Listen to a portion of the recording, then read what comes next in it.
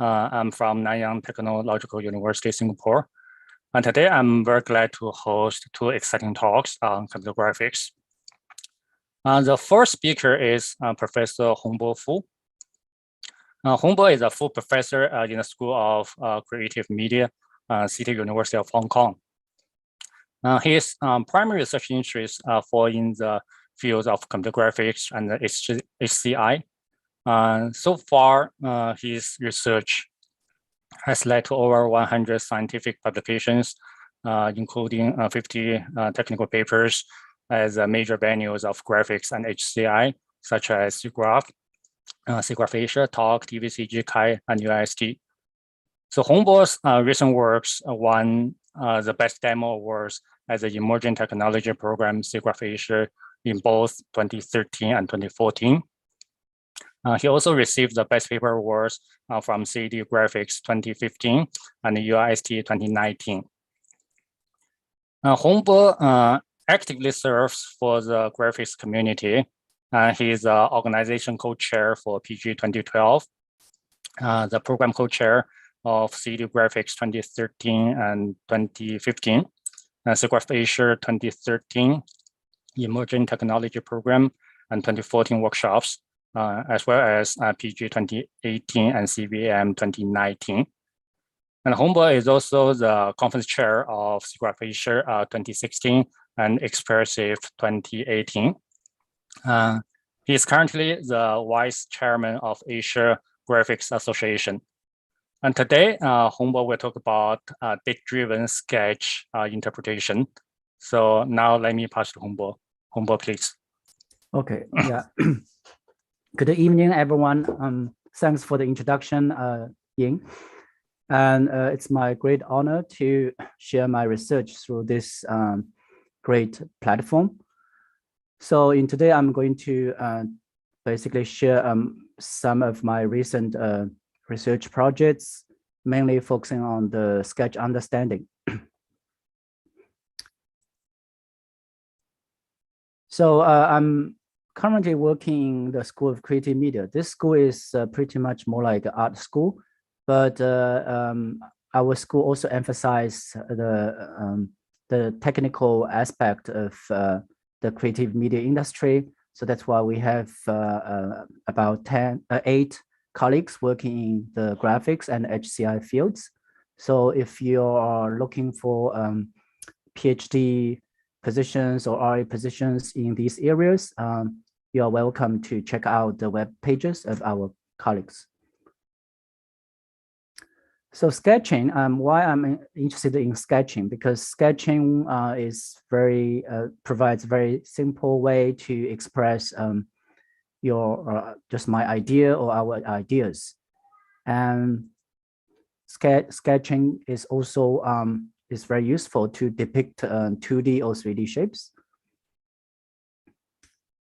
And so we use sketches a lot during the human communication. And because as human beings, we can easily understand the complex shapes from the sketches. So a long standing question in the research community is whether we can teach machines to understand the sketches as human beings do. But this is generally very challenging because the input sketches, just as shown on the left-hand side, and are typically very sparse and also sometimes are very messy. And besides the strokes depicting the key shape and the structure of the underlying object, it also contains like supporting lines, like for scaffolding purposes. And also, the sketches often exhibit different levels of abstraction and deformation. So as a human being, as a human viewer, we can easily identify, okay, there's a car there, but it is often challenging for machines to to do a similar task. So in this talk, I'm trying to address this problem by introducing some of my recent works on this topic. I'm trying to I think not completely answer address this problem, but partially answer some of the key questions involved in this problem. So first, okay, given a sketch, what is it? So this is a problem of sketch recognition, or I think it's or considered a sketch classification problem. And next, okay, given the sketched object, what are the components inside this sketch? And this problem is considered as sketch segmentation and labeling. And third, what is underlying 3D shape? So the key here is to reconstruct or estimate the 3D shape of the underlying object. Lastly, what is the possible photorealistic object? So this is a problem known as sketch-based image generation. So all these problems are ill-posed. We need additional cues or prior knowledges to make the problem well-defined. So here, please note that the sketches I'm talking about here, they are 2D sketches. So that's why there's one missing dimension to get the 3D information. So later on at the end of my talk, I'm going to briefly touch 3D sketches as well. If we are given 3D sketch as input, then of course the problems we are facing will be very different. And given the ill-posed nature of those problems, generally we need additional cues, and those cues can potentially be derived from existing observations or data, like existing sketch data, image data, or model data, for example.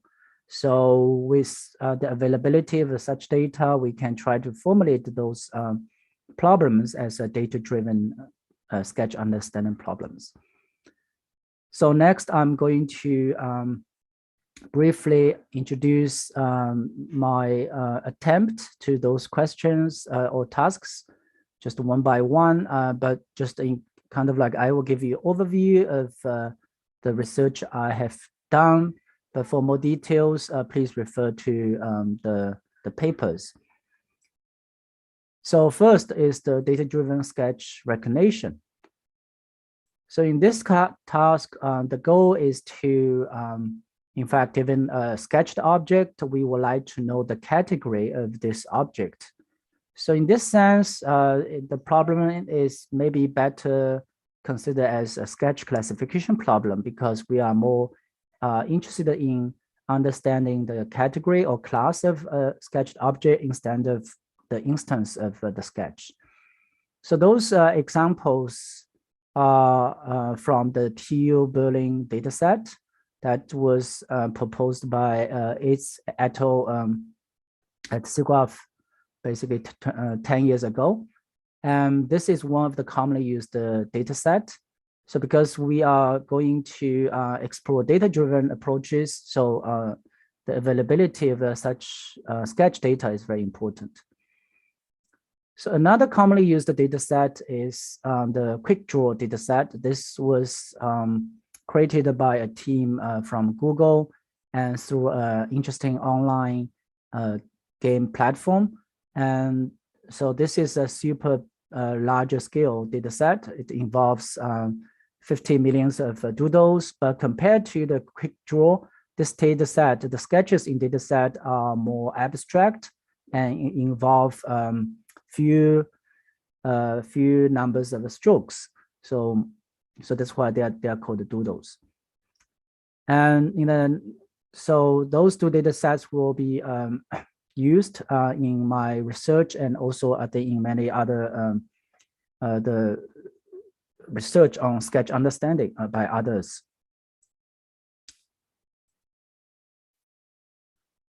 So one of the representative works for sketch recognition in recent years is a sketch.net by Yu et al., published in IGCV. And in their approach, they take a sketch as bitmap image, and then they try to apply a CNN model to do the classification. But to handle the various levels of abstraction and deformation, so they propose to just use a very, I think, a good idea of data augmentation. So given the input sketch, they try to use stroke removal to simulate different levels of abstraction, and then sketch deformation to simulate the different levels of deformation. And in this way, the method, because the method will see the sketches of different levels of abstraction deformation during the training stage, so the method can be generalized well. And they achieve very impressive performance and achieve the recognition accuracy of 77 point, basically almost 78% on pure Boolean. And then for the first time, surpassing the human performance, recognition performance. We also try to address this problem, but we observe, our approach is from a different observation. So we focus on, just like Boolean and then the quick draw, their sketches are in fact stroke-based representation. So that means each sketch contains maybe several or dozens of strokes. And in the previous SketchNet, they simply just take the sketch as a bitmap. But what if we can use the structure information, the stroke-based information in the input sketch, whether it can improve the performance of sketch recognition. So this is explored in our TVCG paper, Sketch R2CNN. So in our pipeline, we also have the CNN as one of the main components for classification. But as you know, the CNN, if you adopt the CNN approach, then somehow you needed to sacrifice the structure information. So to address this problem, we also introduced the RN component, and then try to use RN to extract the point features in the vector space. And this is this part. And then to connect the RN component and then CNN component, we use a differential neural line rasterizer to connect the vector space and the pixel space. And so in this way, we demonstrate by using the CNN together with RN in this single branch approach, we can improve the sketch recognition performance. So SN and V1 and V2 just represent a sketch net. So originally they achieve the pretty good performance on the Boolean data set. We reproduced SN V2 by ourselves. Then by using our RN component, you can see a sketch plus CN plus RN, and then we achieve basically about maybe 1.5% increase in terms of accuracy. And we also try different CN backbones, and our approach consistently improve the performance just against the basic CN backbones. So maybe you're wondering why as a human viewer, why we cannot recognize the sketches just in a very high accurate way. Why the recognition rate by humans is only 73.1%.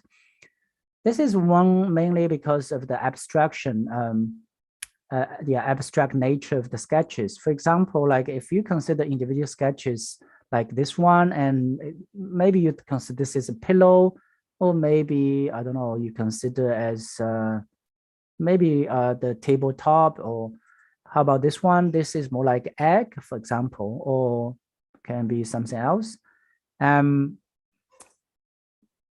But okay, when you're considering the individual sketches, and then they are probably be ambiguous, but when you put them together, then you have a better idea. Okay, the previous this object now it's more like a keyboard because we somehow we have the more confidence. We gain some kind of confidence from the other objects. This is more like a monitor, and this is give us a lot of confidence.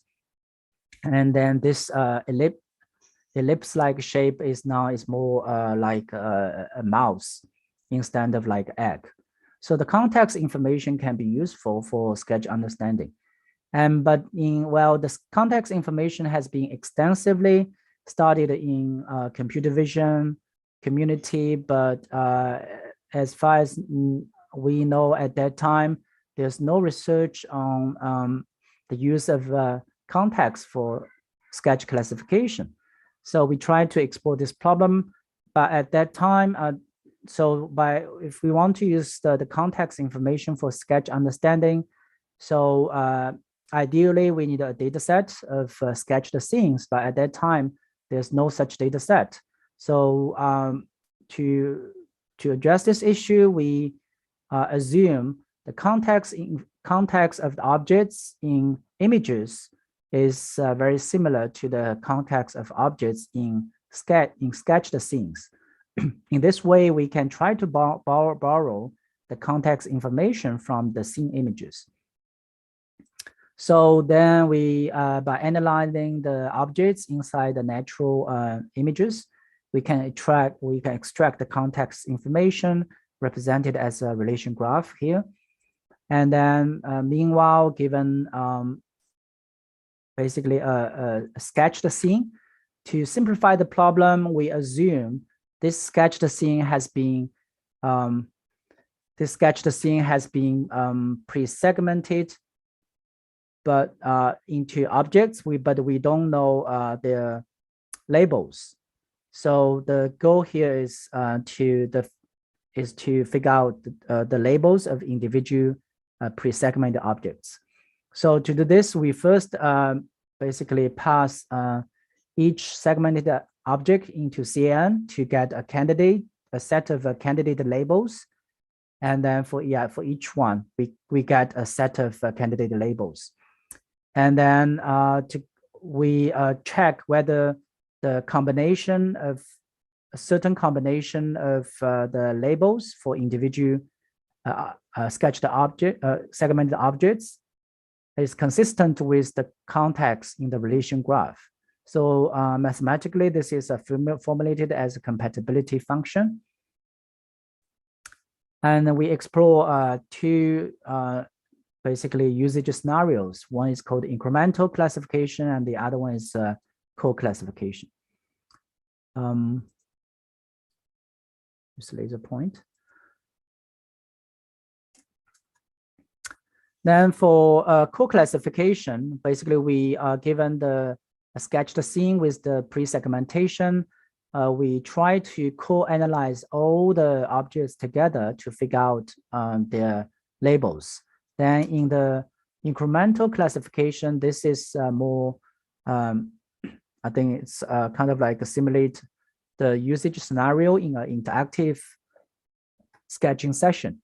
So previously drawn sketches maybe already have the confirmed labels. So those confirmed labels can possibly help the inference of the labels of the following the subsequent sketched objects.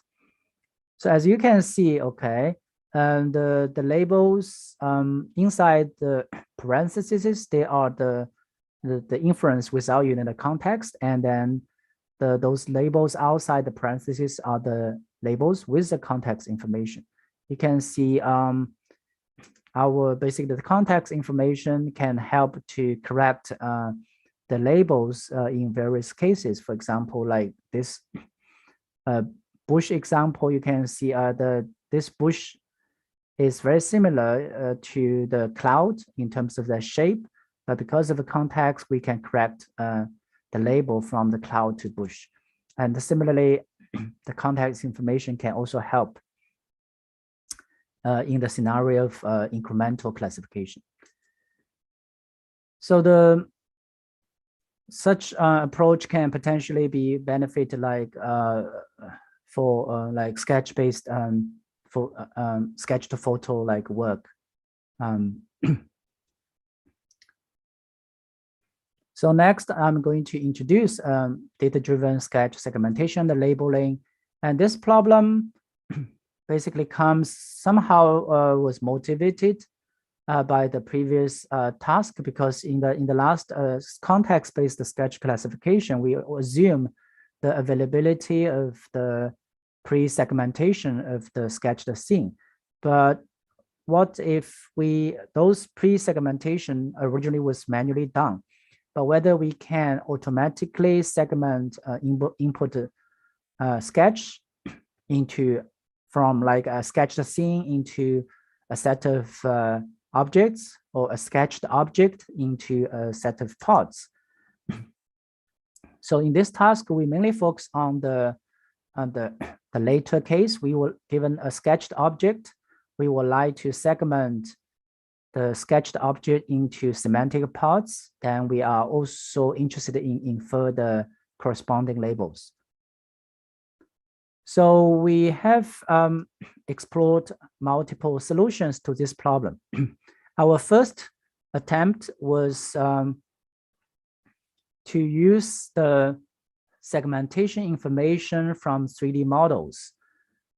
So because at that time in 2014 or a couple of years before that, the research community, particularly in the the geometry community, they have been exploring, they were exploring how to segment a set of objects under the same category into just a consistent segmentation.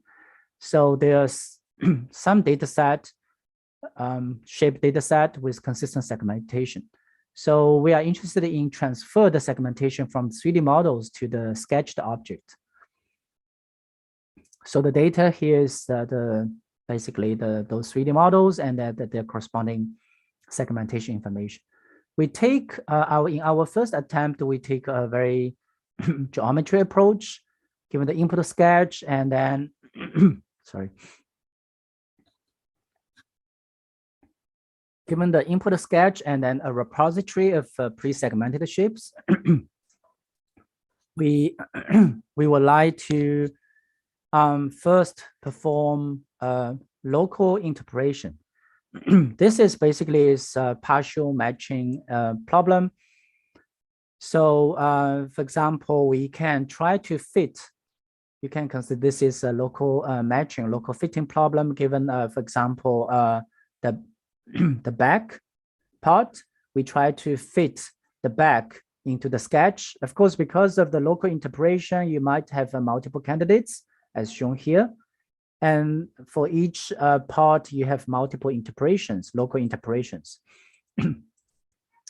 So next, we would like to refine the results of local interpolation by using global interpolation, the second step.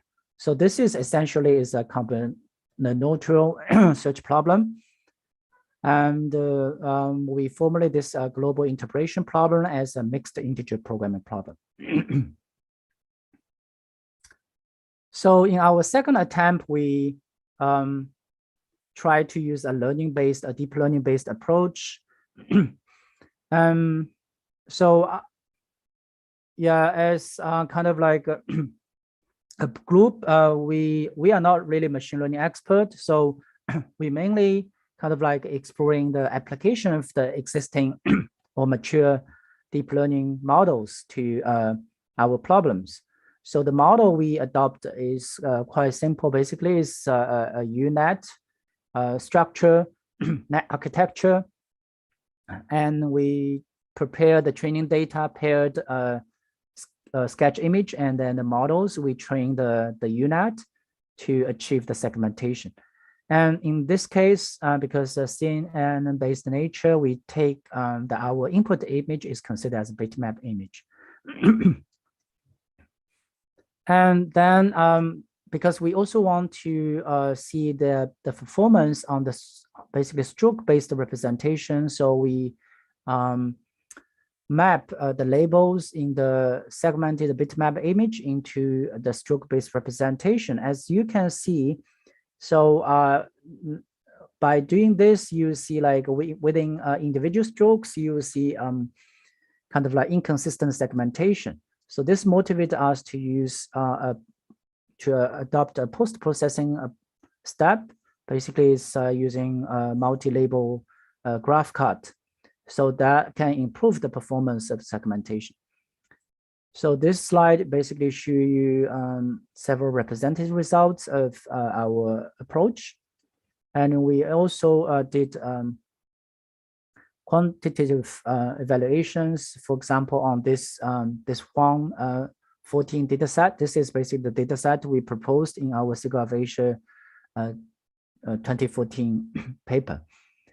We compared multiple our approach with multiple existing solutions. For example, MIP Menu and MIP Auto. They are basically our previous solution. In fact, we explored previously. We explored two versions. One with Menu camera, basically model alignment, and then we also explore Auto. And then CRF is a follow-up work, and based on conditional random field. So they achieved a 73.2%. Deep Lab is a classic image segmentation approach. And as you can see, our approach, the CM-based approach without the graph cut, can achieve already significantly better performance than the existing approaches. And then with the graph cut, we can even basically improve the performance. This suggests that, okay, by using the structure or the stroke level information, we can basically improve the segmentation performance. This motivates us to further explore this problem by really exploring the stroke information in the deep learning basically network. This is a collaborative work with a group from Zhejiang University, and so to naturally represent stroke in basically a deep learning network, we used graph neural networks, and then we given a stroke-based sketch representation. We can take each point as a graph node, and then the edges basically within the strokes, they can be naturally used as the edge the graph edge information. So besides the static edges we use here, the static edges are extracted from the stroke structure, and we also explore dynamic, basically the relationship between strokes. And so in this way, we can extract more global information. So the static edge information allow us to extract point level features, and then the global branch allow us to extract stroke level features, as well as the sketch level features. So together they are passed to the MLP for the final classification.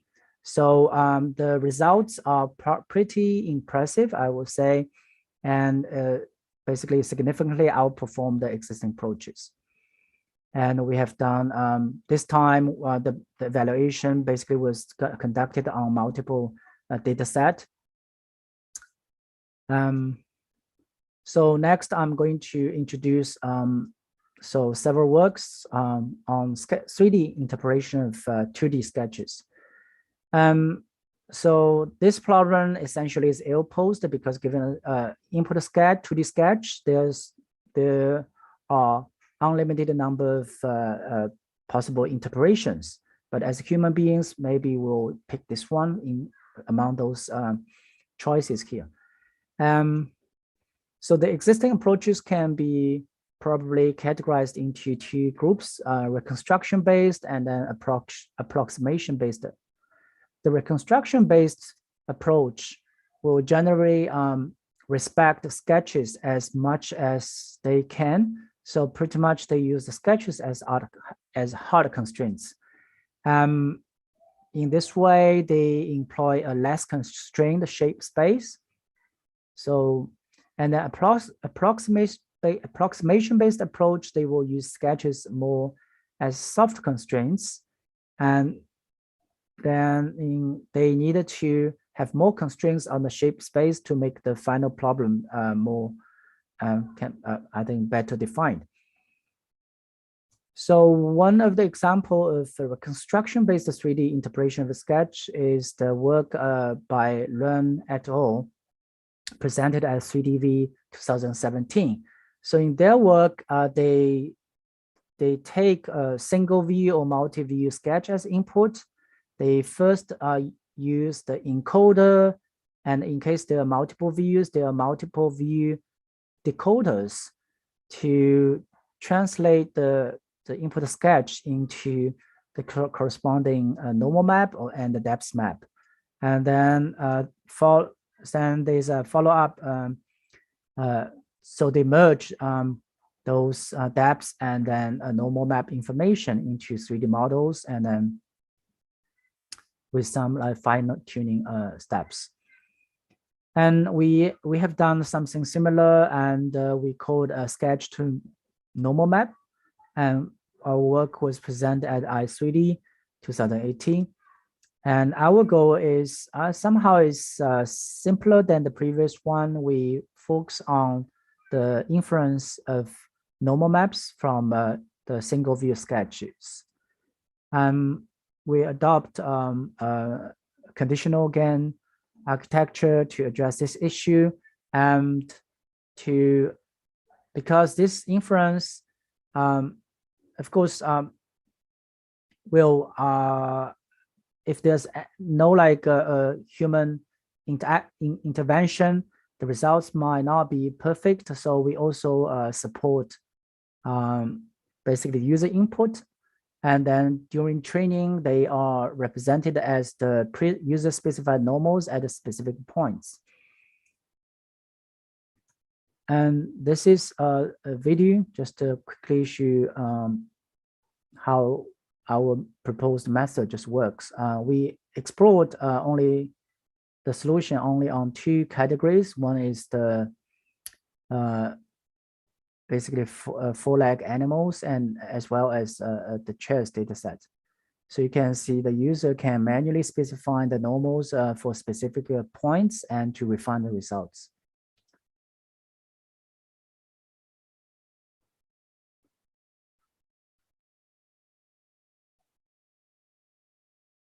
Okay. Next, let me just give you a few examples that fall into the approximation-based 3D interpretation. So the most straightforward approximation-based approach is just to use shape retrieval. And then, so the idea is, okay, given the input sketch, you just find the most similar models in the data set. This approach can work if your data set, shape data set, is super big. It covers almost all kinds of objects. But typically our shape data set is not that big enough. So they use a global retrieval solution tends to give you a result that is not that very similar to the input sketch in terms of structure or shape. So this problem can be alleviated by applying part assembler to the existing shape data set. So as shown here, given the input sketch, we can first try to segment the input sketch into parts. And then for each part, we can search for the corresponding parts in the data set. And then once we have those models with the corresponding parts, then we can try to assemble those selected parts into the final model.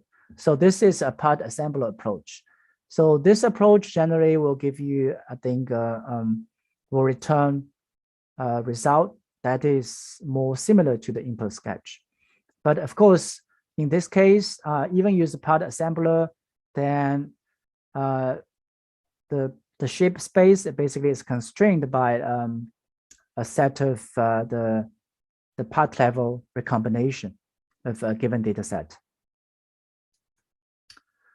We also explore by just focusing on specific type of 3D models, we can also try to constraints the possible shape space. For example, in this collaborative work with Xiao Guanghan from a Chinese University of Chinese University of Hong Kong at Shenzhen. So we focus on modeling animal heads by using sketches. So because those animal heads typically have their structure are typically like similar to a sphere. So they are basically homomorphic to a sphere. And then we can start with a sphere shape. And then we first apply a modified version of a pixel to mesh to get an initial model. And as you can see, the initial model basically has, I mean, it's globally, it's quite similar to the input sketches. So here our method can handle one view or two views, front and side views. So in the following steps, we try to just add more details to this M1, and we propose a view sphere alternating mesh enhancing component. Basically, it involves two subcomponents. First, we try to do the detail enhancement in the image space, and we also try to do the detail enhancement directly on the model surface. So by applying this view-based detail synthesis and then surface-based detail refinement in alternating way, iterative alternating way, we can add some details to the initial model. So because we start with the sphere, and then our approach can somehow tolerate the errors in the input sketch. So we also try to, in the previous work, we focused on the animal heads, and similarly, you can focus on, for example, the modeling of hair, 3D hair. In this case, we use the shape space of the 3D hair is constrained by 2D or 3D orientation fields. The 3D here is constrained by the 3D orientation field, and 2D here can be constrained by 2D orientation field. So with this kind of assumption, and also with this kind of constraints of the underlying shape space, we can just devise an approach like this. So first, for a single view, given the input sketch and also the sketch to depict the shape, we can first use S2ONet to infer the 2D orientation field, and then we use O2VNet to infer from the 2D orientation field to 3D vector field. Again, given the 3D vector field, we can grow the 3D hair strokes from the scalp of the bust model. Similarly, we incorporate a similar idea in this multi-view editing scenario. So I'm not going into the details. So this approach, deep sketch here, can, yeah, by the way, this is also a collaborative work from with Professor Zheng Youyi at the Zhejiang University. So the results, basically for relatively simple structures, we can get pretty good results. But when the structures are more complex, as you see here, like it's involve braided structures or very curly hairstyles, and our methods cannot really recover such details. So we don't have really a solution to this problem in the 3D space, then, but we we try to address this issue in the 2D domain first. So in a traditional pipeline for sketch-based hair synthesis or modeling, just like our deep sketch here, we use the orientation map as intermediate representation. So, so given the input sketch, we first try to infer the orientation map, and then from the orientation map, 2D or 3D, we can try to infer the 2D hair image or 3D hair model. But the problem is the orientation. Well, the orientation maps are very good at represent the 2D orientations, but it's not very effective to encode the complex hair structures.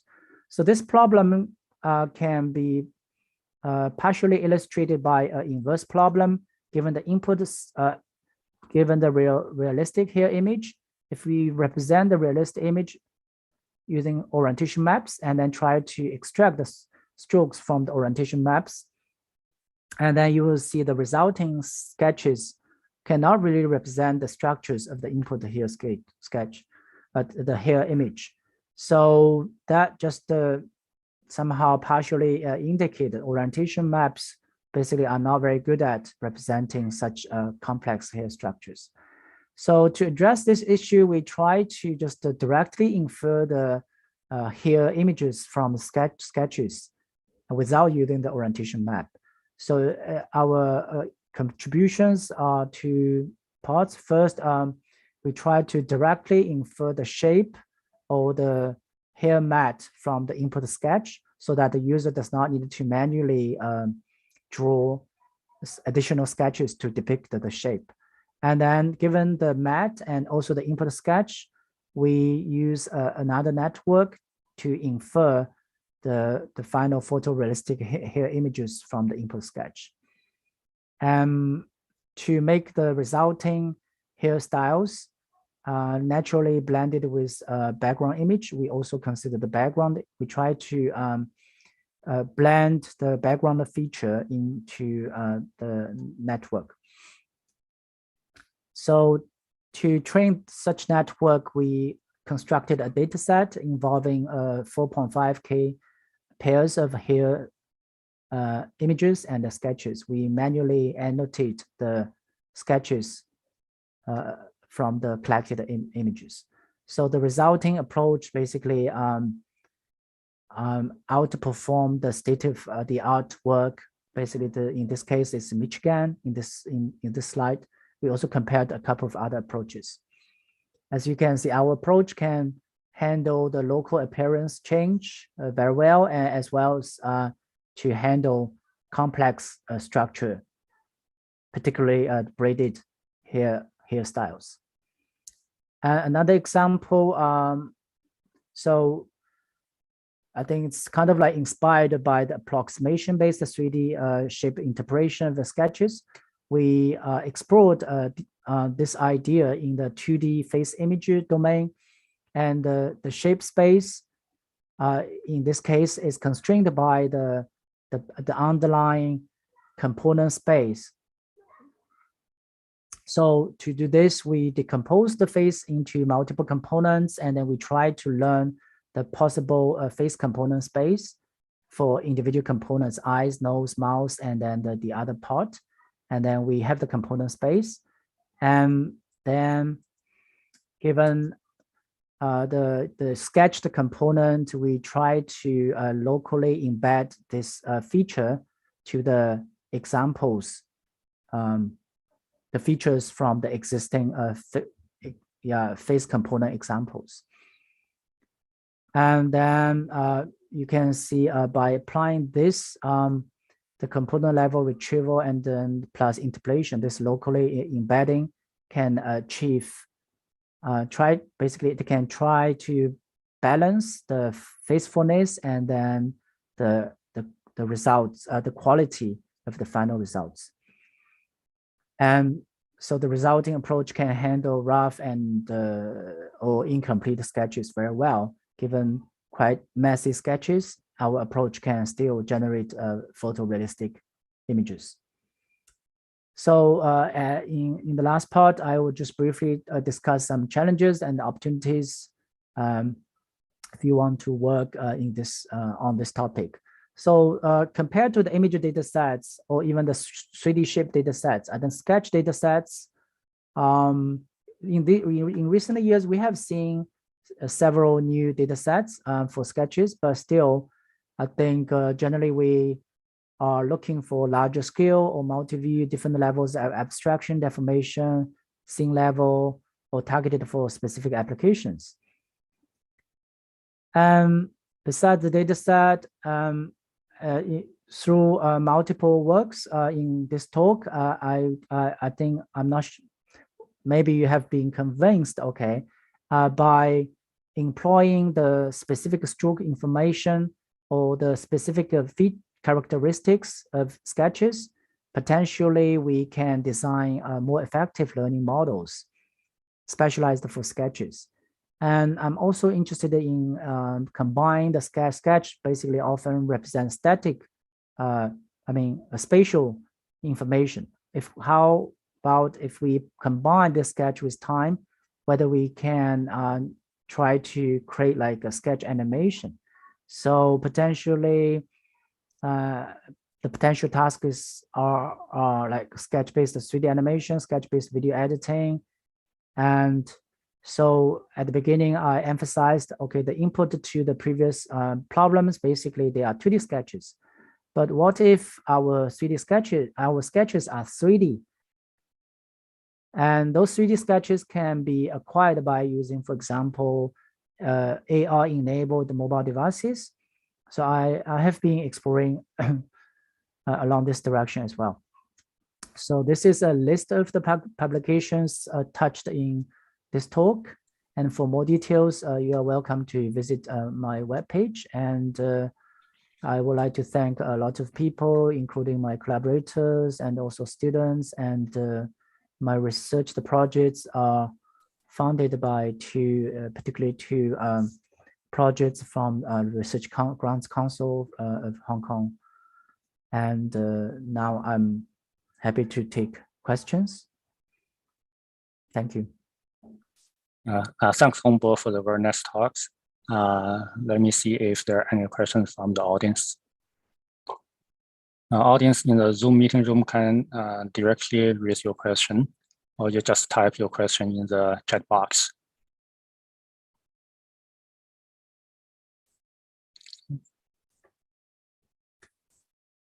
Okay, so I have a very short question on the data set. Okay, so as you know that, so data plays a very critical role in all data-driven approaches.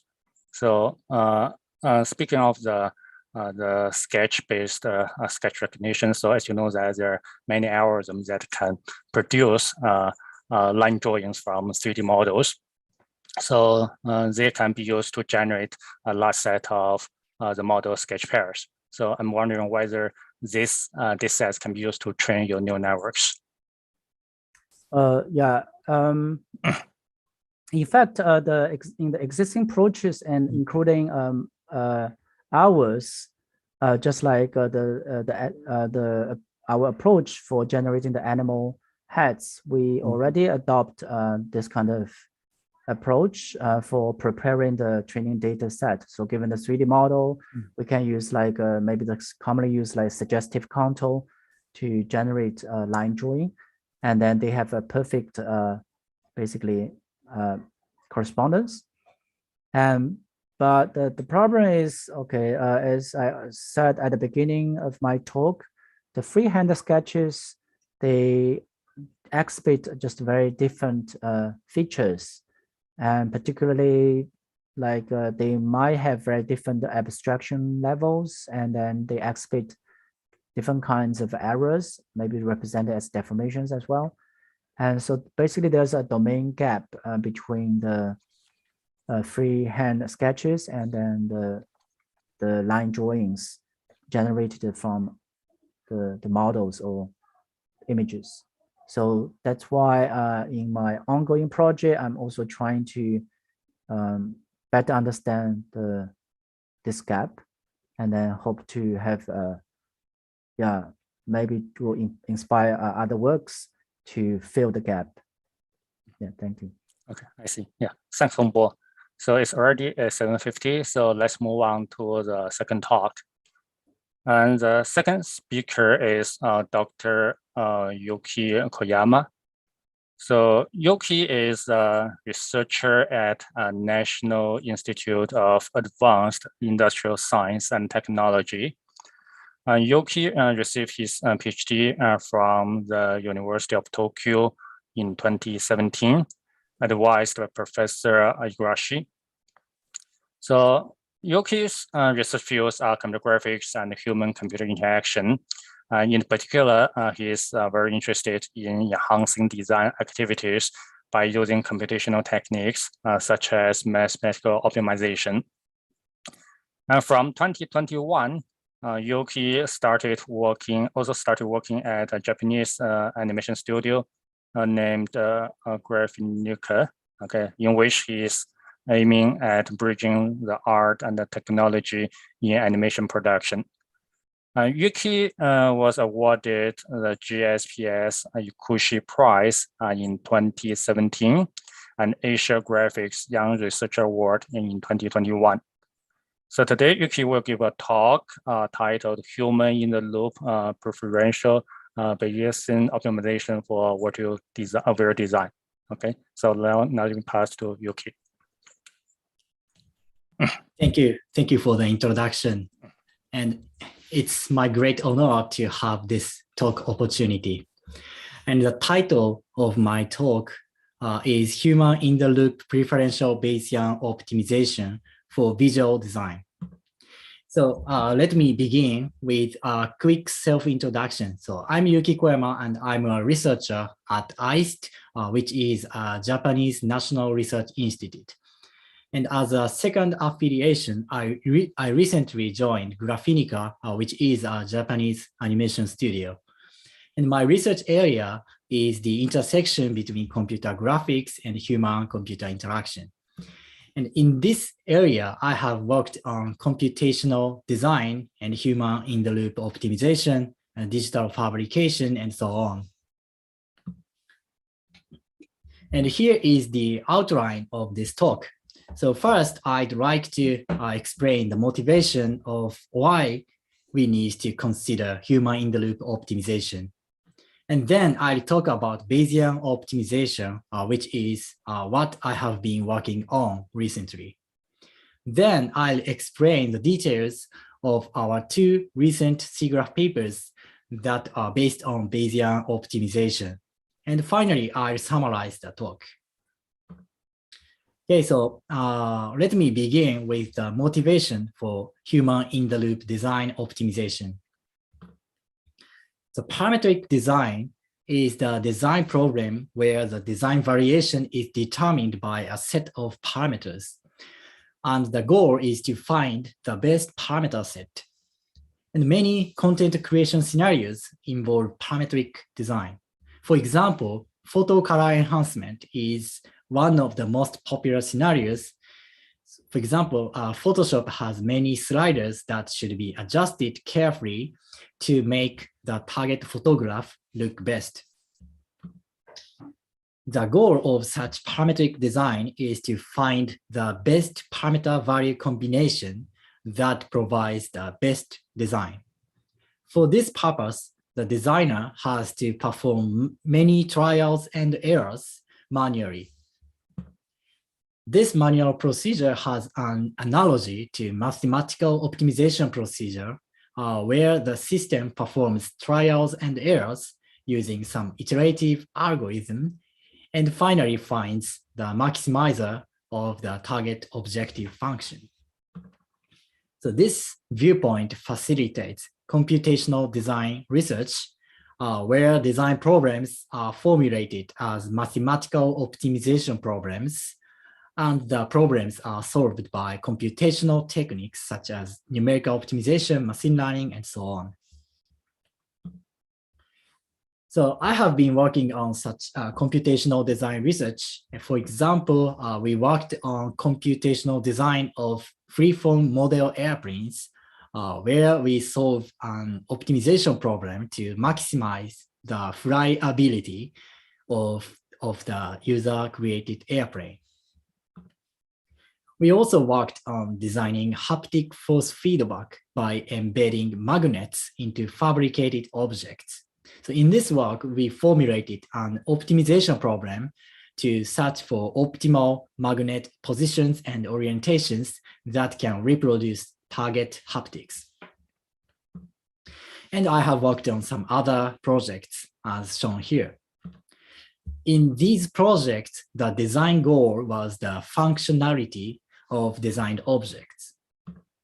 And similarly, many researchers in the computer graphics community have formulated various functionality of designed objects and solved optimization problems.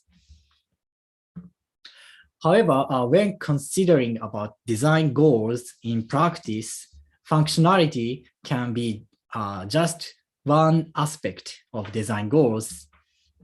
And another missing aspect is the subjective preference.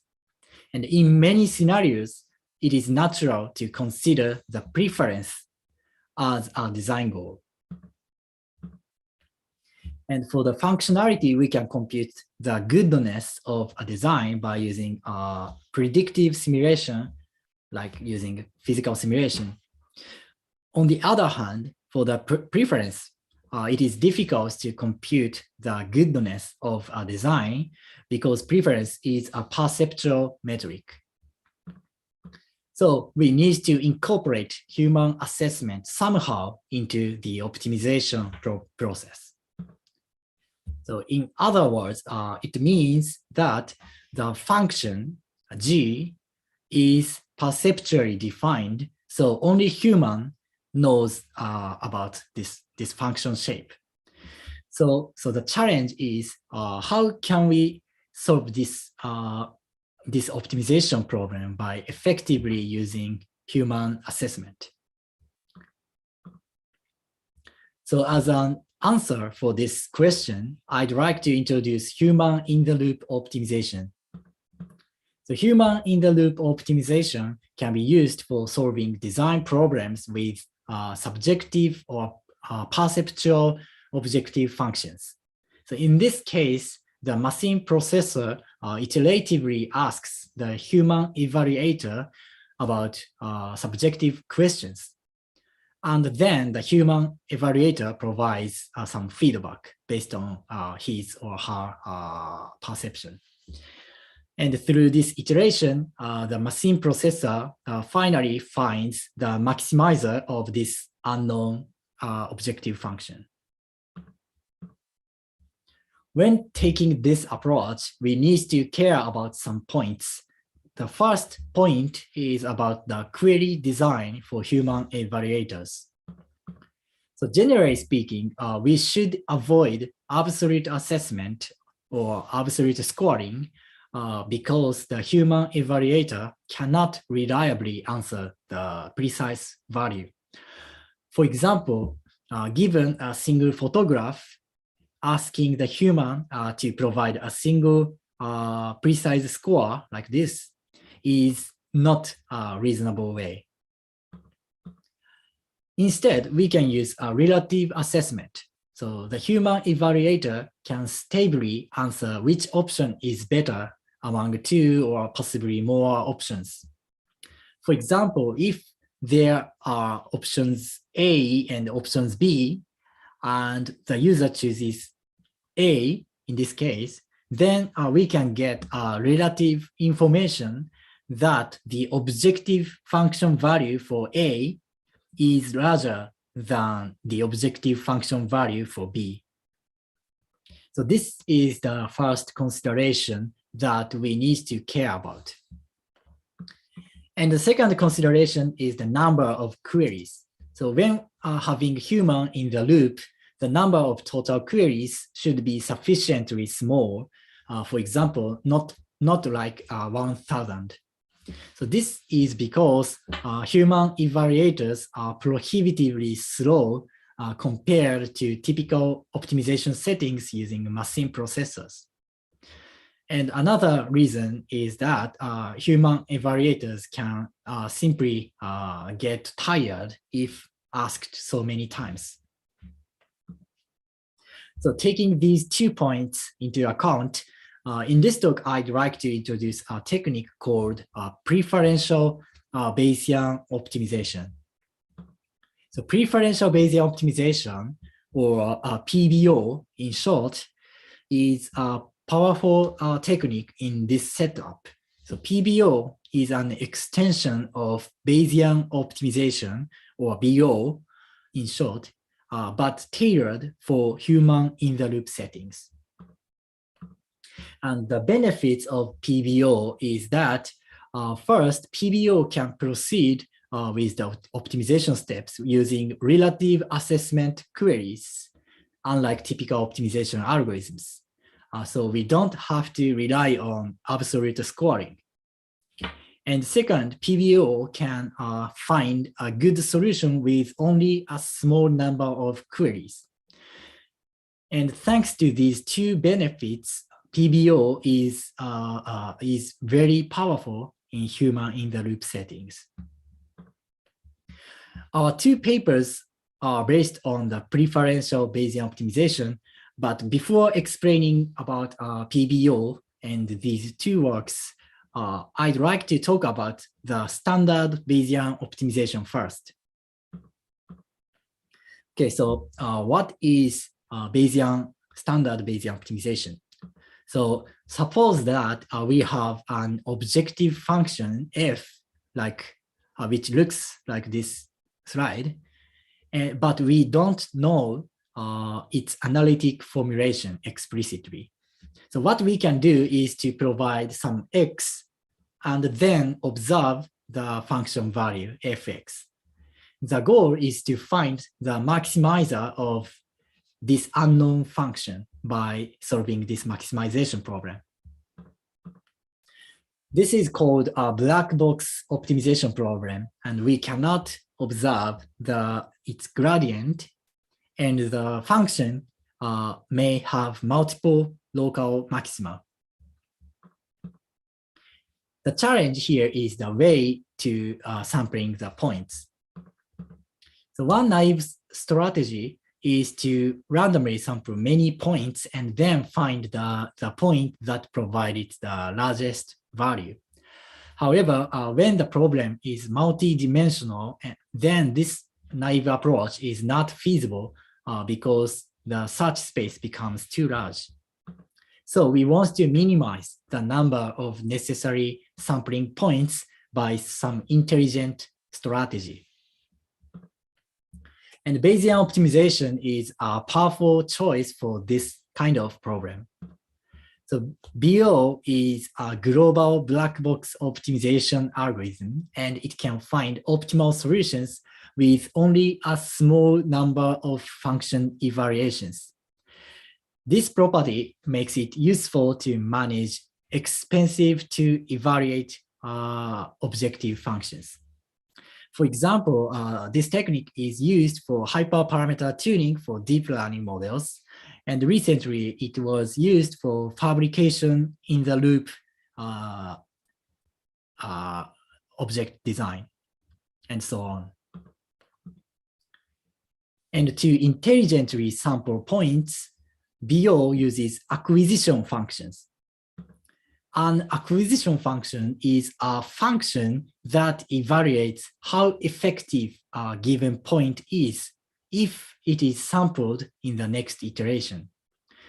And the point that maximizes the acquisition function will be sampled in the next iteration. Acquisition functions are designed to automatically balance the exploration and exploitation. Exploration means it prioritizes the region with large uncertainty, and exploitation means that it prioritizes the region with high predicted value. For example, in this image, the acquisition function value is large, around like 0.25, because both the predicted value and the uncertainty are large around here. Okay, so let me explain its behavior step by step. So suppose that this is the unknown objective function. And for the first iteration, we choose an arbitrary random point since we have no information yet. Then BO tries to best estimate the landscape of the unknown objective function using the observed data. And for this estimation, the technique called Gaussian process regulation is often used. Using this estimated function, BO calculates the acquisition function. And then it finds the maximizer of the acquisition function. And then in the next iteration, this point is observed. Using the two observed data points, BO updates the estimated function and also the acquisition function, and then finds the maximizer of the acquisition function, and then observe this point. So this procedure is repeated several times like this. And in this case, we could find a very nice solution with only 12 iterations, which is very efficient. So this is how standard BO works. And now let me go back to the explanation of preferential Bayesian optimization. So PBO is an extension of BO, and it runs with relative assessment queries instead of absolute assessment. So we can use PBO with human evaluators effectively. And similar to BO, PBO can also find optimal solutions with only a small number of preferential feedbacks. So this property is very important for us because human is expensive to query. And for modeling the probability of relative preference data, we can use the model called Bradley-Terry-Luce model. We use this model with the map estimation method to determine the latent goodness value. So please refer to the details for this part. Refer to the paper for details of this part. So this slide shows how PBO works in a simple 1D problem. In this case, we use pairwise comparison in which we compare the current best point and the maximizer of the acquisition function. For the first iteration, we randomly sample 2 points and then compare them to determine which is higher. Then we calculate the acquisition function and determine its maximizer. Then this point is compared with the current best point in the next iteration. Then the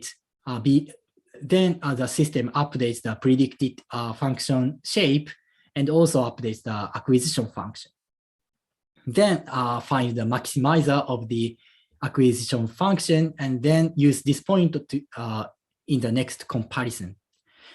So this procedure is repeated several times. And in this case, we could find a very nice solution within only 8 iterations without using any absolute assessment, but using only relative assessment. So this is how PBO works.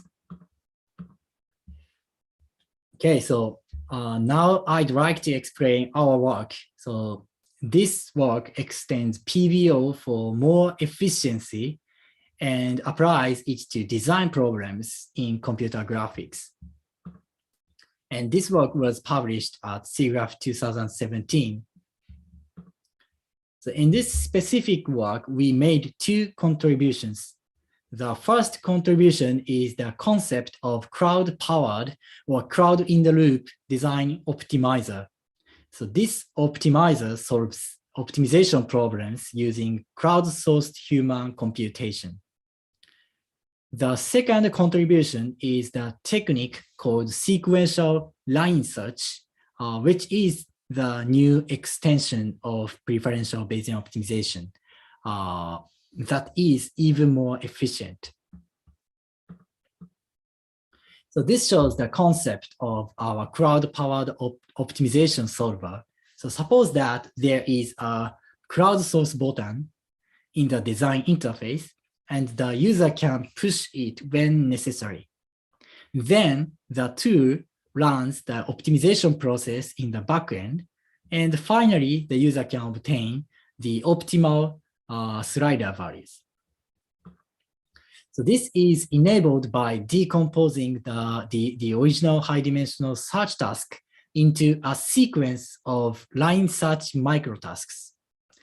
The line search task is much easier than the original high-dimensional search task and can be easily performed by crowd workers. And after some iterations, the system finds the optimal parameter values in the original high-dimensional search space. And this algorithm is called sequential line search. The key idea is to use a microtask design that is different from the previous work. The previous work used the pairwise comparison query, which can be the simplest assessment, relative assessment task. And instead, we propose asking crowd workers to perform a single slider manipulation task, which is sufficiently easy, and this is still considered as a relative assessment.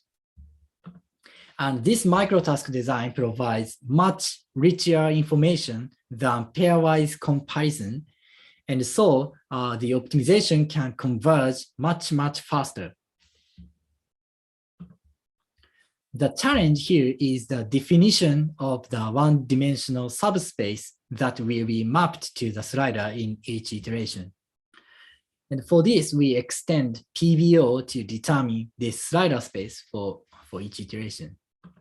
So we construct this slider space as follows. So first, we set one endpoint to the point called x plus, which represents the best point observed so far. And second, we set the other endpoint to the point called xei, which is the point that maximizes the acquisition function. And note that we used the expected improvement as an acquisition function because this is the popular choice. Then, by connecting these 2 points, we construct the one-dimensional slider space. And here is an example optimization sequence. So suppose that we want to find the maximum of this unknown two-dimensional function. And first, the system generates an initial slider space randomly, just randomly, because there is no information yet. And the system asks human evaluators to perform a line search task using this space and obtains the point called x chosen, which represents the maximum in this subspace. By using this information, the system updates the internal models, and especially the system obtains x plus, which is the current best point, and xei, which maximizes the expected improvement or the acquisition function. By connecting these 2 points, the system determines the next slider space. And by using this space, the system queries line search and then obtains x chosen. And by using this observed data, the system updates the internal models and especially obtains x plus and xei. And by connecting these 2 points, the system determines the next slider space and then obtains x chosen by line search. The system iterates this process until a good solution is found.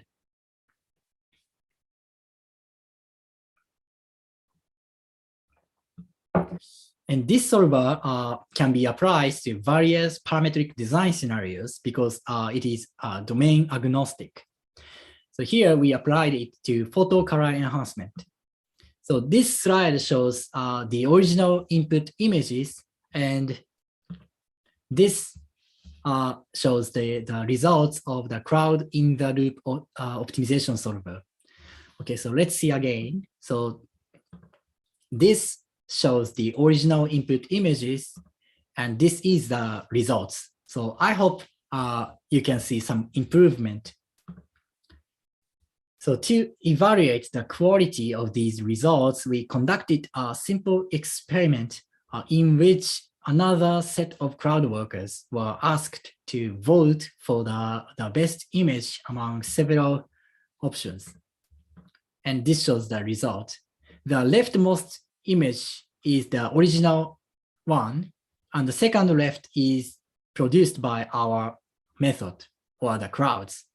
And for comparison, we also show the results of auto enhancement by Photoshop and Lightroom. And this is another result. And overall, the crowds preferred the results generated by crowds. So we consider this result is very reasonable because the crowd-powered solver can produce a solution that is people's choice. So it is natural that people prefer them.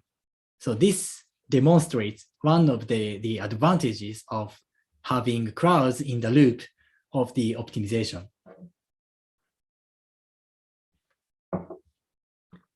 And this solver can be used for different scenarios such as shader parameter adjustment. Okay, so since our method uses human intelligence inside, so we can just specify reference photographs to obtain corresponding parameters. So these are the results. The top image is the input reference photograph, and the bottom image visualizes the material obtained by the optimization. So thanks to crowd's intelligence, we can use this kind of fuzzy, very fuzzy inputs. Okay, so we evaluated this method by comparing it with some baselines, but I'd like to omit the details, but the conclusion is that our method was much faster than the other baselines, including the previous work using pairwise comparison. So in this work, we proposed a new efficient human-in-the-loop optimization framework that is based on preferential Bayesian optimization. And the line search task, the design of line search task was simple enough for crowdsourcing and was useful to reduce the number of necessary iterations drastically compared to the case of using pairwise comparison.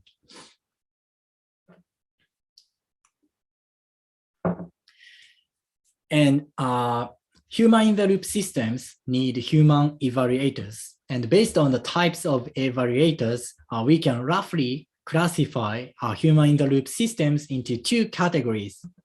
The first one is crowd-in-the-loop optimization system, as seen in the previous slides.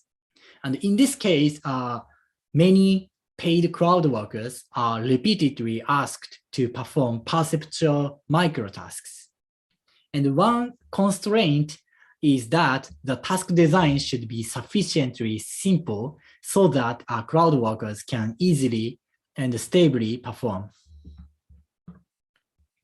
And the other one is the user-in-the-loop optimization, in which the single user is repeatedly asked to perform perceptual assessment interactively. And in this case, the task design can be a little more complex compared to the crowdsourcing setting. Okay, so now let me show our recent work about user-in-the-loop optimization. So this work was published at SIGGRAPH 2020.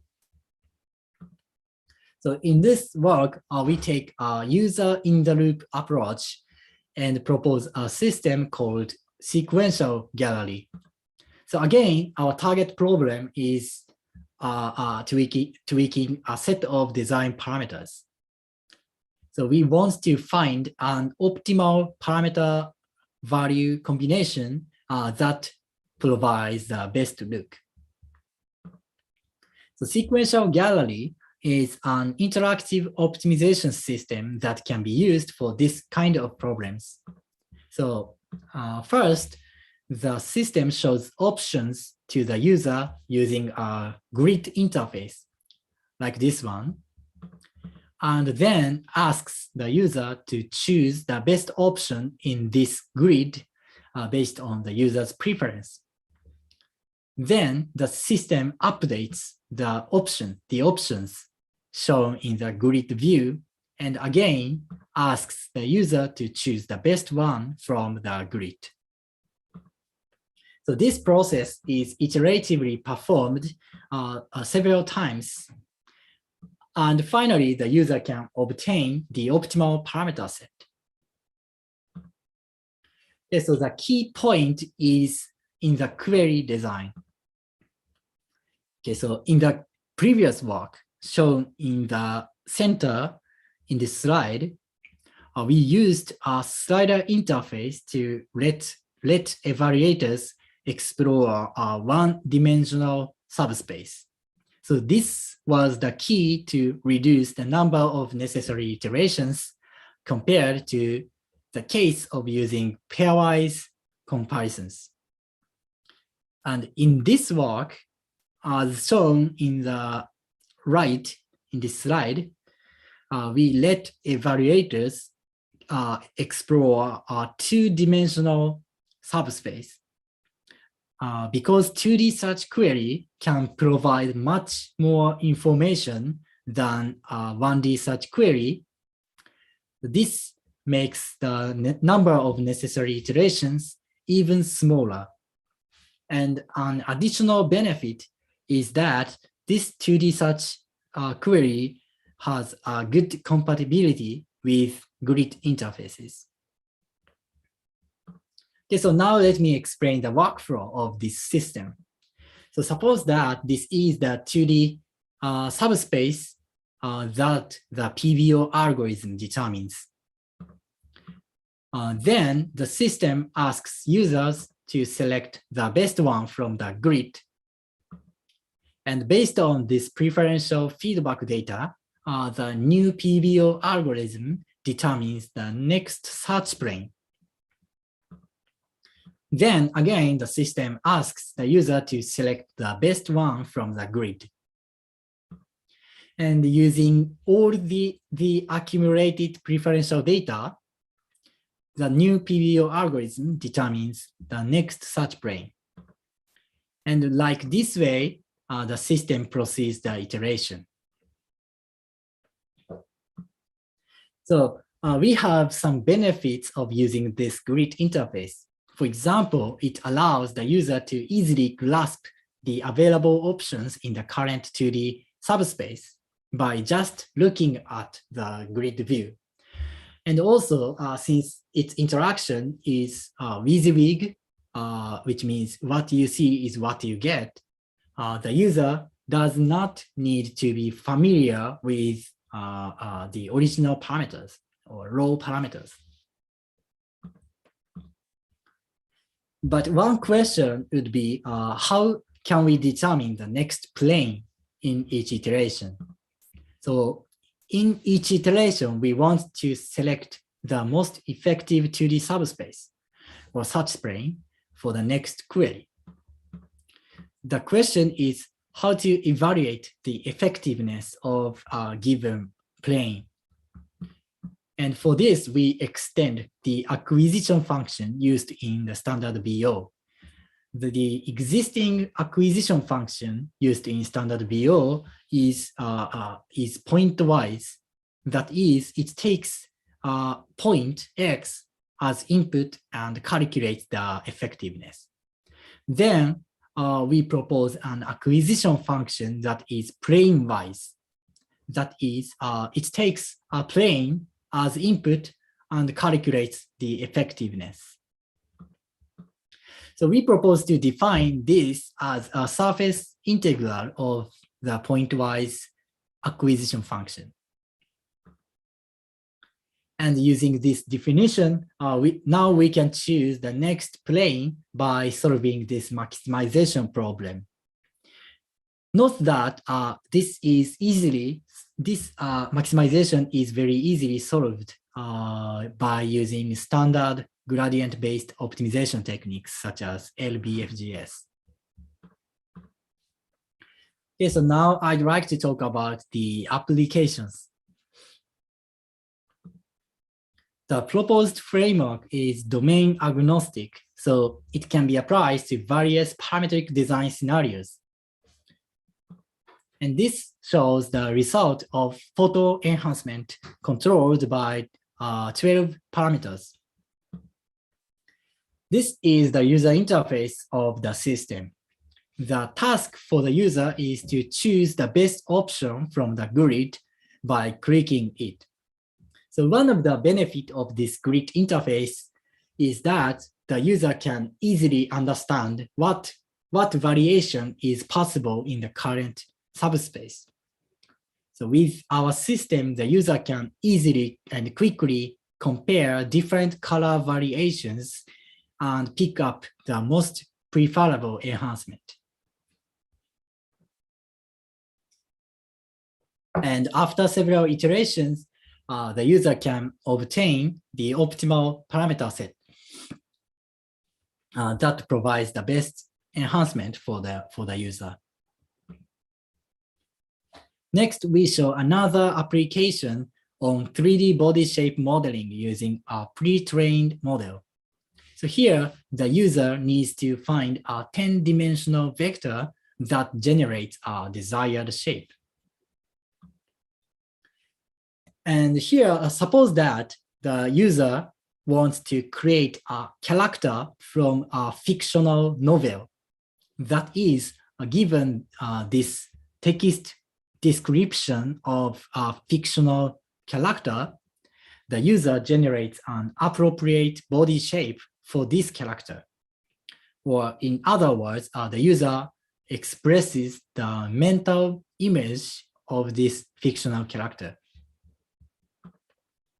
And in this case, after 7 iterations, the user got this model from this text description.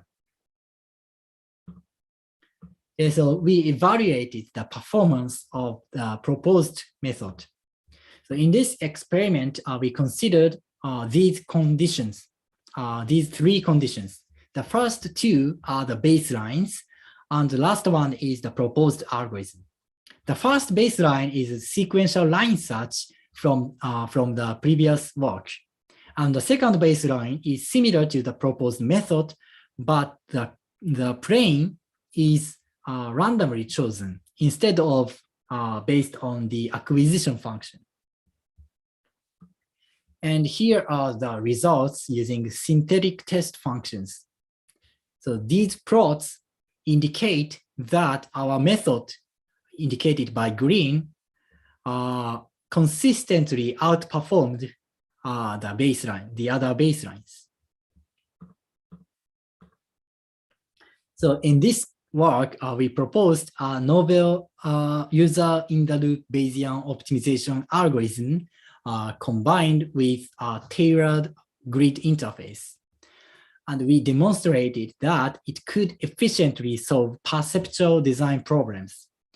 The most important point is that this efficiency was achieved thanks to the tight integration between algorithm design and interaction design. So this indicates that we need both computational viewpoint and interaction viewpoint to investigate this research direction. Okay, so before summarizing this talk, I'd like to mention some of our more recent projects. So this paper is about applying the human-in-the-loop Bayesian optimization to melody generation using a deep generative model. So the system provides multiple candidate melodies using Bayesian optimization, and then the user selects the best melody from the candidates. The pilot study suggests that this framework has the potential to lower the barriers for novice composers. And the next one is a follow-up work of the previous generative model melody composition project. So in this work, from the HCI viewpoint, we investigated the effect of allowing users to manually control the exploitation balancing in Bayesian optimization. The user study suggests that this additional control for the user can help improve the user engagement in this design session. And the next one was published at SIGGRAPH 2020, and we proposed a human-in-the-loop optimization method for content creation using deep generative models, such as GANs. So in this case, our method does not use Bayesian optimization, but instead, the method analyzes the local structure of the deep generative model to construct the effective subspace for the slider manipulation query. So the interface is basically the same as the project that I explained first. Okay, so now let me summarize this talk. So today I talked about human-in-the-loop optimization, which can be used for solving problems with perceptual objective functions such as preference. And then I introduced preferential Bayesian optimization as a powerful technique for this purpose. And it can reduce the number of necessary queries, which is important because human is expensive to evaluate. And also it can use relative assessment, which is important when we ask human to perform perceptual evaluation. And as we saw in the two projects, tight integration between algorithm design and interface design would be the key to achieve higher efficiency in the human-in-the-loop optimization systems. And finally, the source codes are available for C++ and Python users at GitHub, so please check it. And I'd like to thank all the collaborators. So, okay, so that's it from me. So thank you very much. Thanks, Yuki. I have a question about the Bayesian optimization. So in the talk, you showed very nice examples with dimension less than 20. So I'm wondering whether it is possible to apply the PBO to problems with higher dimension, such as hundreds or even thousands. Okay. Yeah, this is a very important viewpoint and very important question. So actually, Bayesian optimization has a limitation about the target dimensionality. So sorry, let me show a slide. So okay, so this is an appendix slide. So actually, it is known that Bayesian optimization does not work well with very high dimensional spaces, for example, with more than 20 dimensions. So this is a known issue. So I'm not sure whether some theoretic analysis exists about this issue, but anyway, we have to avoid to apply BO directly to very high dimensional problems. So one possible solution is to first apply some dimensional reduction technique, and then use BO in the reduced space. And we actually took this approach in our previous project, and it works very well. But obviously, we have a trade-off between the low dimensionality and the model expressivity. So that's one possibility. And another possible solution is to incorporate some additional information to guide the Bayesian optimization, the sampling behavior of the Bayesian optimization. And for example, Chong et al. Proposed a method, BO method, where the user can guide the sampling behavior by sketching or specifying some soft constraints in the sampling. Thanks to this guidance, they successfully applied BO for GAN image generation from the more than 500 dimensional space. So yeah, this is another possible solution. Yeah. Yeah, I see. Yeah, for that case, I think the dimension reduction as well as additional inputs would be very helpful to solve this this dimension problem. Okay. So another question is related to the user. So if I understand correctly, so it seems that in your methods, you assume that the user never changes his or her preference. Okay, so the user must behave consistently during the design optimization process. So I'm wondering, so if you can extend your method to deal with changing preference. Okay, so usually, so if we require the user to behave consistently for a very long design process, this may be too much. Okay, so if you somehow you can extend this method to deal with the case, it will be great. Yeah. Yeah. So yeah, this is also an important viewpoint. So Bayesian optimization does not, Bayesian optimization does require the objective function not to change during the optimization. So this means that we assume that the human evaluators behave consistently and do not change their preference. So this is the basic assumption that we made.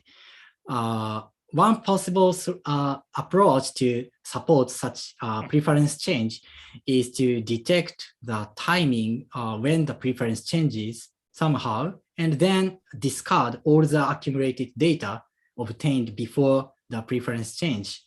So that's a simple approach to solve this problem, but more smart approaches should be investigated in the future work, I think.